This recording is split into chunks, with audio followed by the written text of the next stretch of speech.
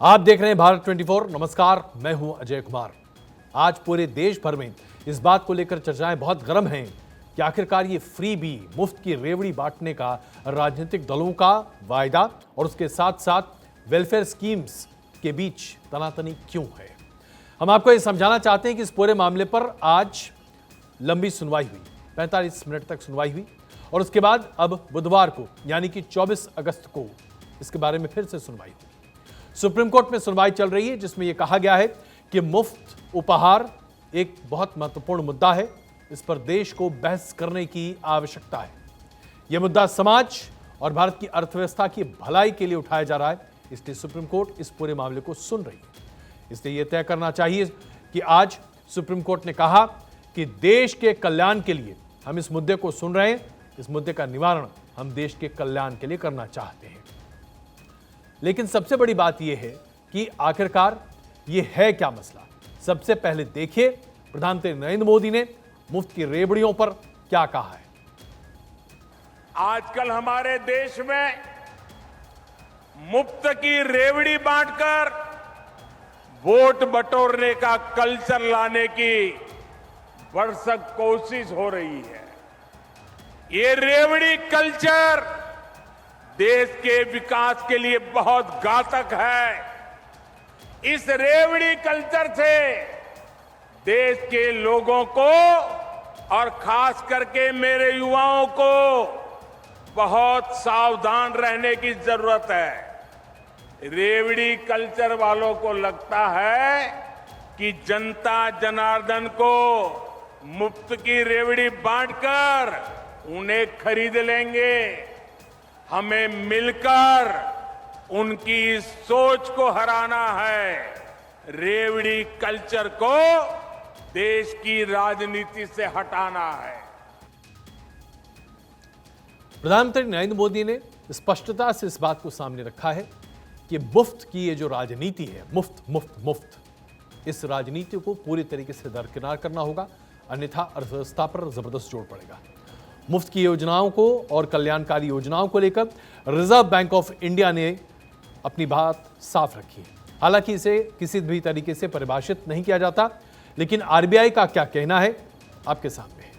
मुफ्त की बिजली, मुफ्त का पानी, मुफ्त पब्लिक ट्रांसपोर्ट, बकाया बिल को माफ करना, लोन की माफी, किसान लोन की माफी, ये तमाम फ्रीबीज कहलाते हैं।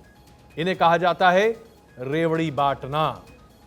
आरबीआई के मुताबिक वो तमाम योजनाएं जिसमें क्रेडिट कल्चर कमजोर होता है, जिसकी वजह से सब्सिडी का बोझ बढ़ता है, जिसकी वजह से कीमतें खराब होती हैं, प्राइवेट इन्वेस्टमेंट में गिरावट आती है, लेबर फोर्स की भागीदारी कम हो जाती है, इन सभी को आप फ्रीबी की संज्ञा दे सकते हैं।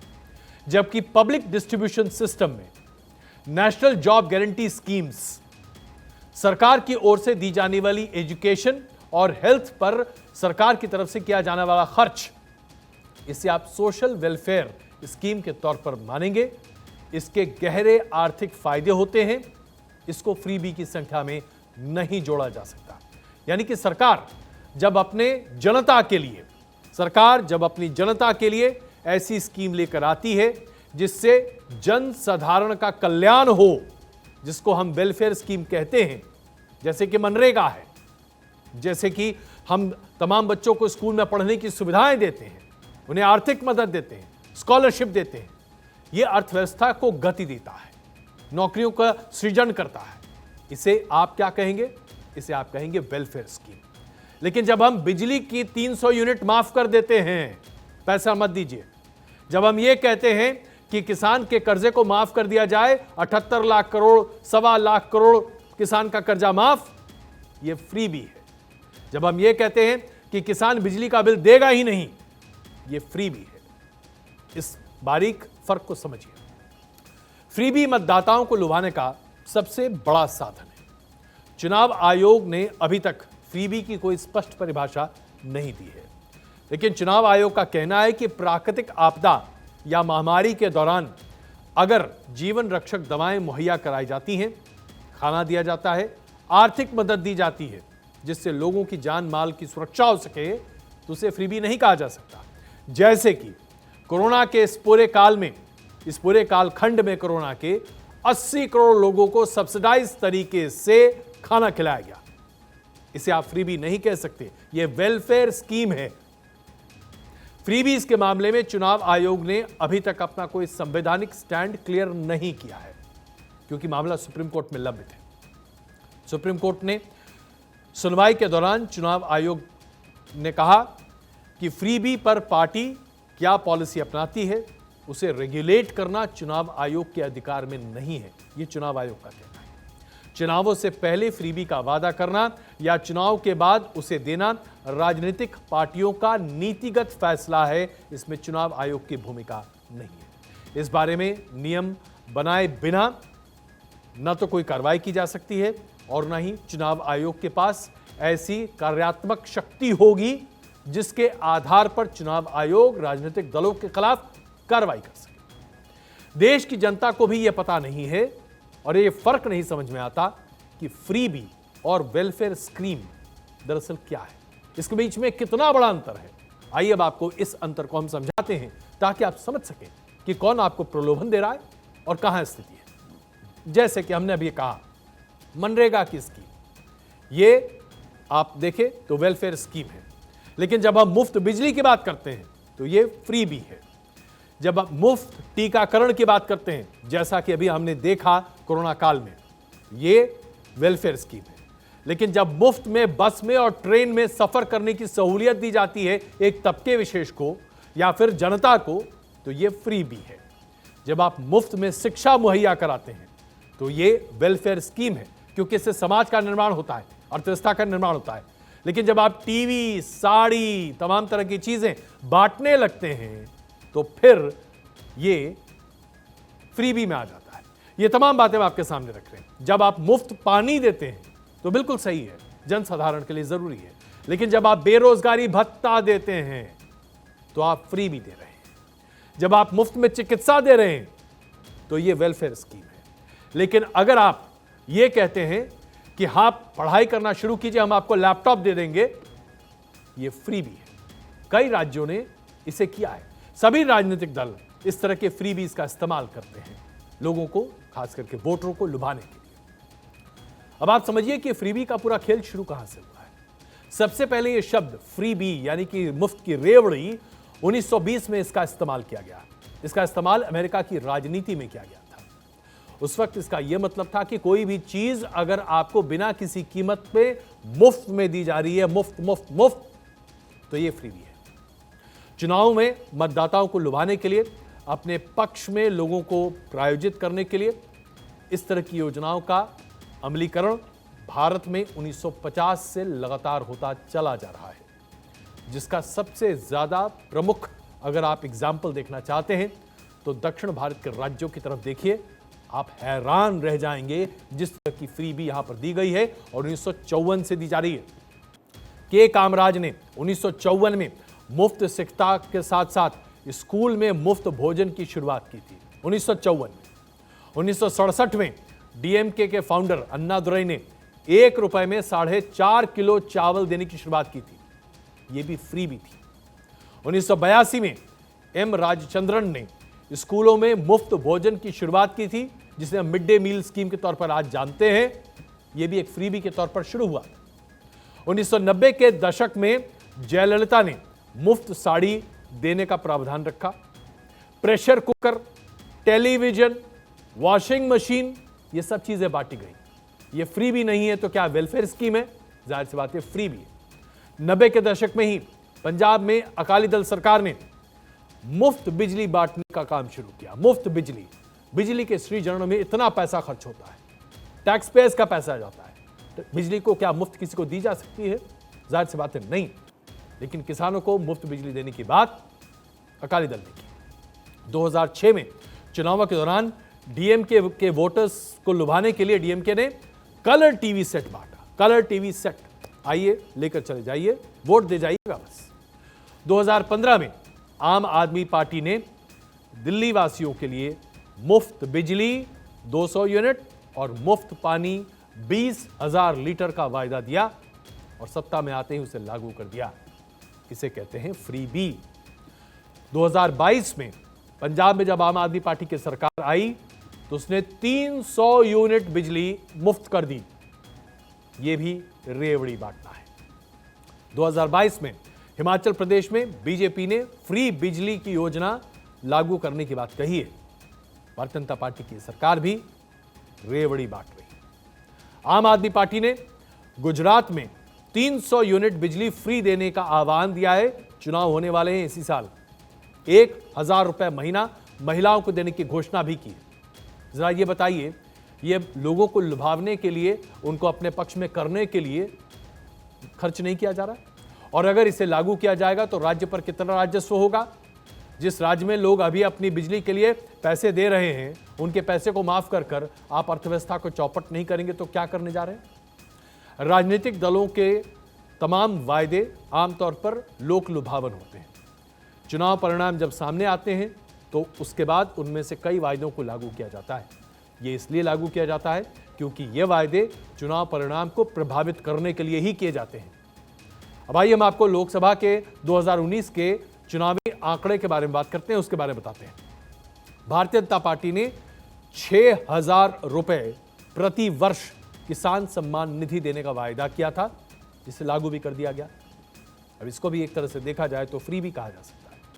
कांग्रेस पार्टी ने 20% गरीबों को आगे बढ़ते हुए 72,000 रुपए प्रति साल देने का वायदा कर दिया। सब 72,000 रुपए। नतीजा ये रहा कि भारतीय जनता पार्टी तो 303 सीट पर आई, कांग्रेस 52 सीट पर आई। लेकिन अगर कांग्रेस की सरकार बन गई होती तो जरा सोचिए, 72,000 रुपए प्रति किसान अब कांग्रेस पार्टी दे रही होती। अब आप इसको मुफ्त की योजना कहेंगे कि नहीं कहेंगे?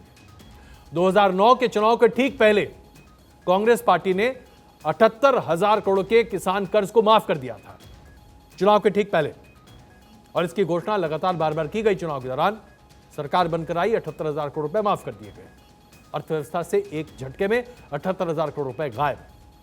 इसको आप फ्री भी नहीं कहेंगे तो क्या कहें? तो लोकसभा के चुनावी आंकड़े आपके सामने। विधानसभा के चुनाव में भी इसी तरह की बातें निकल कर आती हैं।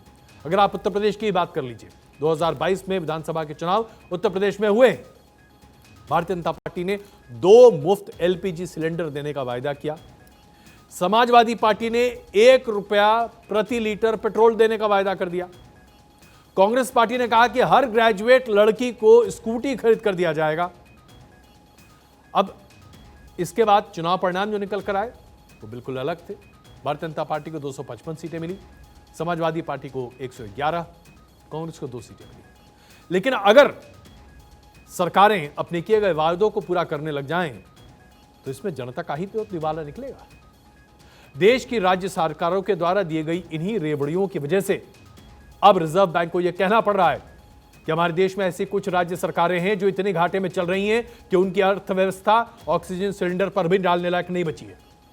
इन राज्यों की स्थिति फाइनेंशियली बहुत खराब है, इतनी खराब कि अब हमें यूरोप के कुछ देशों की याद आ रही है, जैसे कि ग्रीस, इटली, श्रीलंका, हमारे पड़ोस का देश।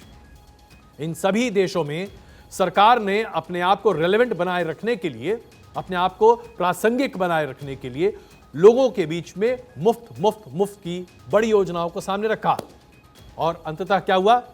ये सरकारें कोलैप्स कर गईं, अर्थव्यवस्था चौपट हो गई, लोग सड़क पर आ गए, त्राहिमाम मच गया।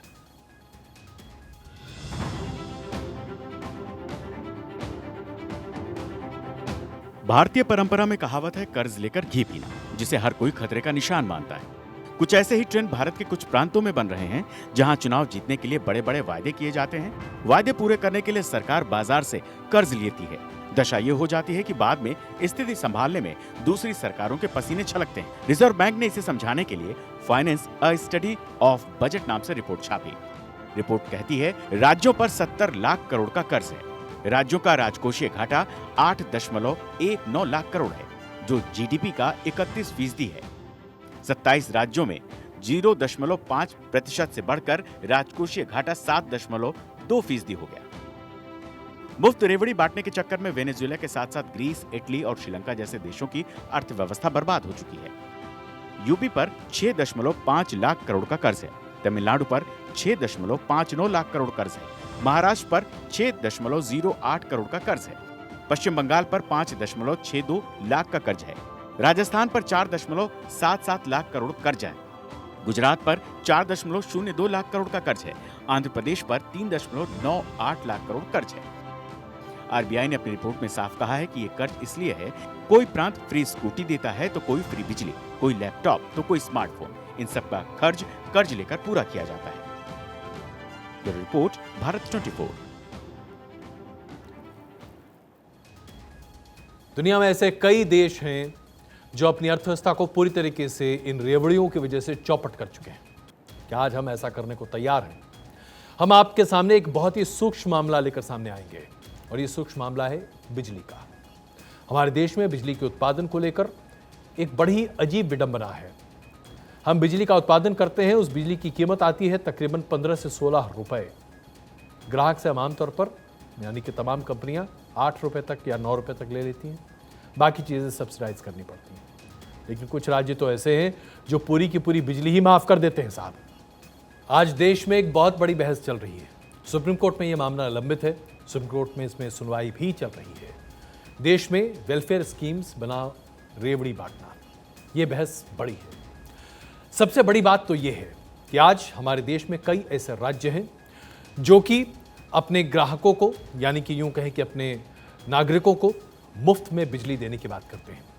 किसानों के लिए मुफ्त बिजली दी जाती है, किसी तबके के लिए मुफ्त बिजली कर दी जाती है, 200 यूनिट 300 यूनिट बिजली मुफ्त कर दी जाती है। 27 ऐसे राज्य हैं हमारे देश में 29 में से जहां सब्सिडी देकर बिजली को सस्ता करने की कोशिश की जा रही है। आप जानते हैं इसकी वजह से प्रतिवर्ष हर साल हमारे देश को कितना राजस्व का नुकसान हो रहा है? 1.32 लाख करोड़ रुपए, 1,32,000 करोड़ रुपए सालाना का नुकसान हो रहा है। ये किसका पैसा है? आपका पैसा है, क्योंकि टैक्स पेयर के तौर पर यही पैसा आप सरकार को दे रहे हैं। आपको बर्दाश्त होगा कि आपकी कमाई का 1,32,000 करोड़ रुपए कोई डकार जाए?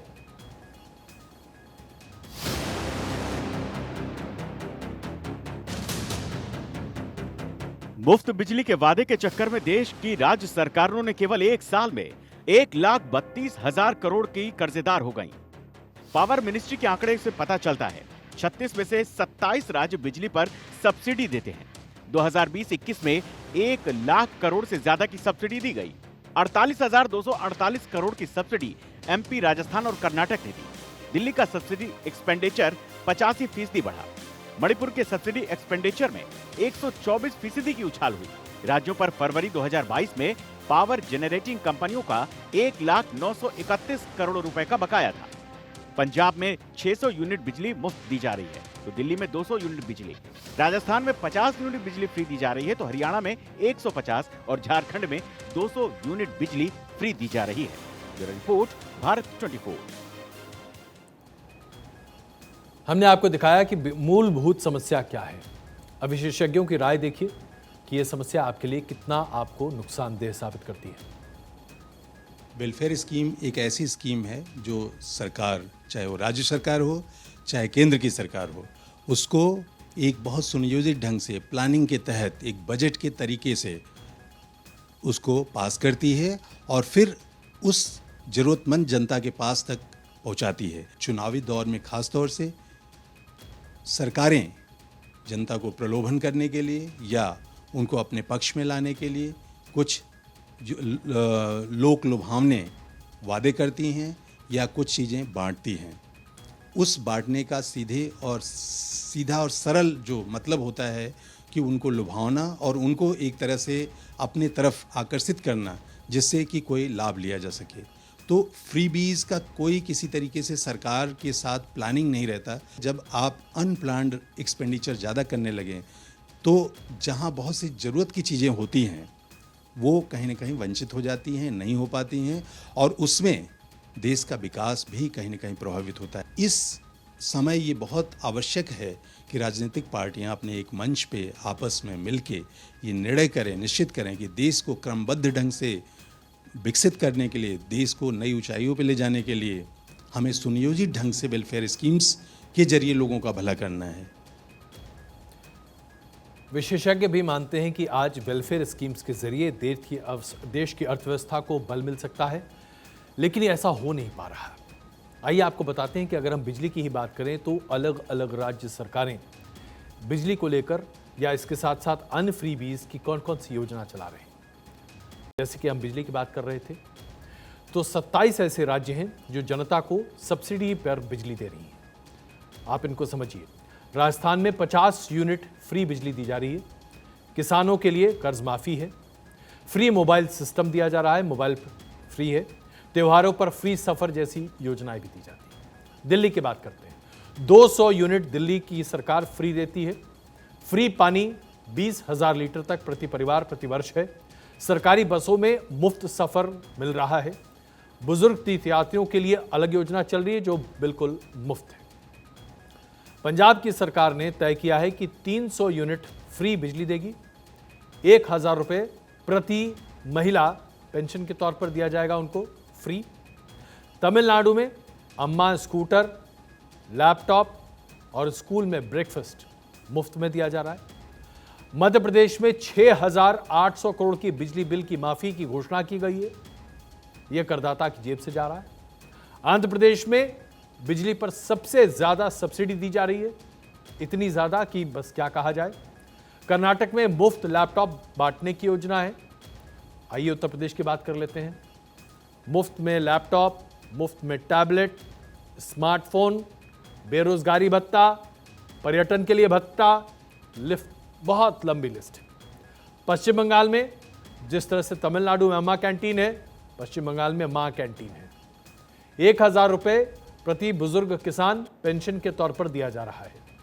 6,000 रुपये प्रति किसान कैश ट्रांसफर साल में किया जा रहा है। ये तमाम योजनाएं हैं जो सिर्फ रेवड़ियों की संज्ञा में आती हैं, इसके अलावा और कहीं नहीं है। लेकिन इसमें सबसे बड़ी बात यह है कि क्या ये फ्रीबीज सिर्फ हिंदुस्तान में दी जा रही? हमने आपको बताया इसकी शुरुआत अमेरिका में 1920 में हुई थी और अमेरिकी सरकार आज की डेट में सबसे ज्यादा मुफ्त की योजनाएं या मुफ्त की रेवड़ियां बांट रही है। ऐसे में भारत इससे काफी पीछे है। विदेशों में दी जाने वाली सब्सिडी में फिनलैंड सहित 13 ऐसे देश हैं जो अपने नागरिकों के लिए नर्सरी से लेकर पीएचडी तक की शिक्षा को मुफ्त में देते हैं। 13 ऐसे देश। दुनिया के 16 ऐसे देश हैं जहां पर स्वास्थ्य सेवाएं पूरी तरीके से मुफ्त हैं। अब इसे आप वेलफेयर स्कीम भी कह सकते हैं, इसे आप रेवड़ी भी कह सकते हैं। नीदरलैंड में बेनिफिट स्कीम चलाई जा रही है जो कि आम लोगों के लिए सामने है। डेनमार्क 2 साल तक एक नौजवान को बेरोजगार भत्ता देता है। अगर आपके पास नौकरी नहीं है, 2 साल तक भत्ता मिलेगा। आप बैठिए आराम से, नौकरी ढूंढते रहिए। रूस में प्रति परिवार बच्चा पैदा करने के लिए प्रति बच्चा 13 लाख रुपए की सब्सिडी दी जा रही है। लग्जमबर्ग में इसी तरीके से बस और ट्रैम ट्रैवल को मुफ्त कर दिया गया है। पूरी दुनिया में अलग अलग देशों में चुनाव को जीतने के लिए और वोटर्स को प्रलोभित करने के लिए फ्रीबीज की ये योजनाएं बड़े पैमाने पर चल रही हैं।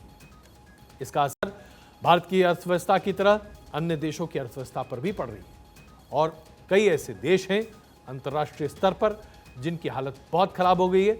गृह युद्ध जैसी स्थिति आ चुकी है। वेनेजुएला की अर्थव्यवस्था 2021 में पूरी तरीके से बर्बाद हो गई।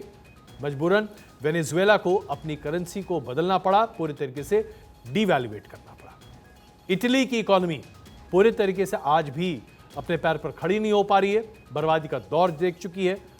कर्ज जो इंटरनेशनल संस्थानों से लिए जा रहे हैं उसके किश्त सही समय पर नहीं लौटा जा रहा है।